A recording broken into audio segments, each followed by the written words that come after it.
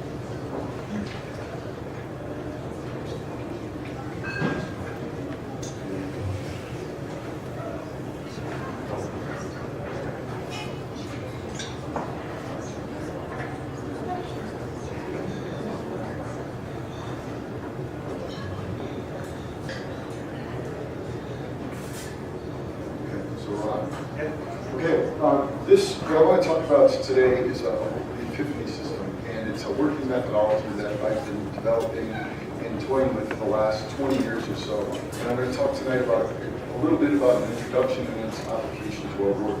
Of course, epiphanies come to mean sudden realization or revelation. And our research started with this gentleman. His name is Constantinos Vaxiadis, and he's a very famous researcher of ancient Greek settlements and temple sites. And he wrote this book, and in it he found two things of those ancient sites. That there did appear to be an order to those sites, and the order he found was based on the position of the observer in relation to the forms and spaces.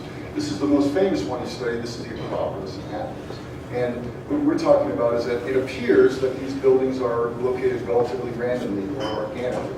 And what he studied and found in this one and many others throughout the Mediterranean is that there is actually an underlying order. The propylaeon here at the front is the gate, and these are some of the regulated lines that he started to lay out and find this order in the system. Essentially what it is that you come through the gate or past the threshold of the colonnade, and that the site is organized around that point.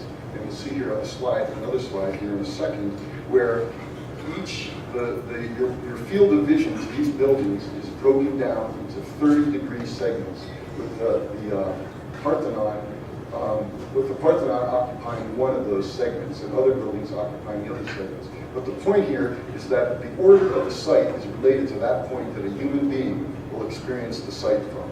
It's a very humanistic understanding order. So our hypothesis became if we have these series of threshold points or epiphany points, they become a line, and that line then becomes the path of the reader of the architecture. And so what we're trying to do is asking the question, can space inform the order from those points? Use it as a starting point. The first project I want to talk about is a house on a site in Malibu, California.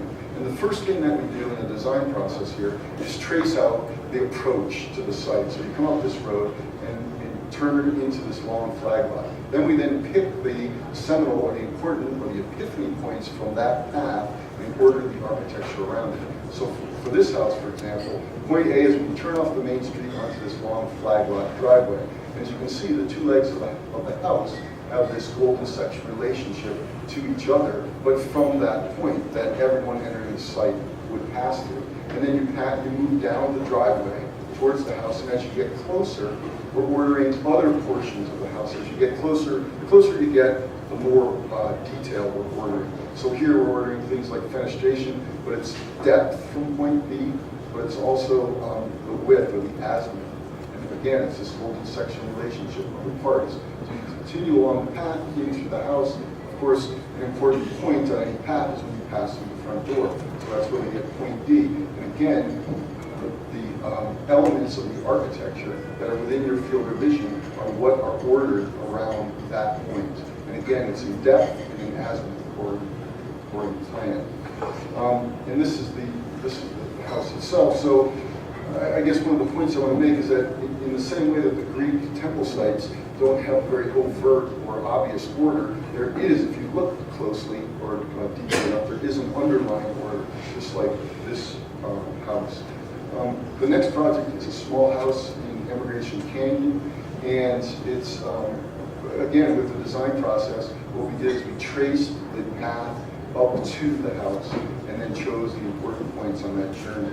And this house is located in a canyon, in Emigration Canyon, off of just a few miles east of Salt Lake City. And you can see it's on a relatively windy mountain road. And the first glimpse that you get of this house is up there on Point A when you come around that bend. And so what we did is we tweaked the house so to that first glimpse, so you're getting a three-quarter view of the house itself. And as you'll see in the next slide, the two legs of that three-quarter view have this golden section relationship to each other from Point A. So again, the important thing is it's not that the order of the house is not based on an abstraction like a grid or an axis or even platonic shapes. It's related back to the point of view of the observer. And the last project I want to show is it's a new church in the Salt Lake Valley, and it's comprised of a sanctuary, which is the oval part, around courtyard, and a day chapel down in the lower right.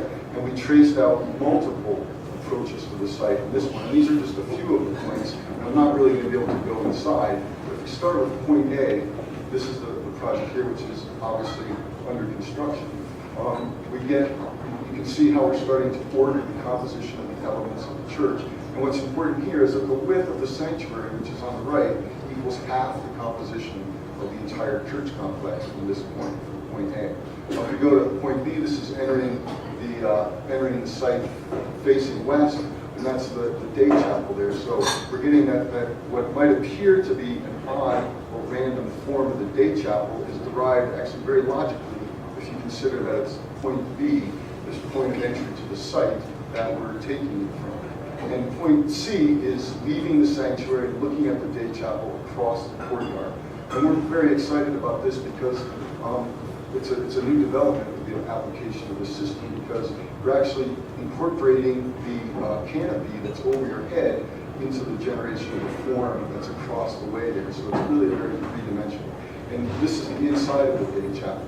And the Epiphany system also has an application in section, as you'll see here in a second. Cut a section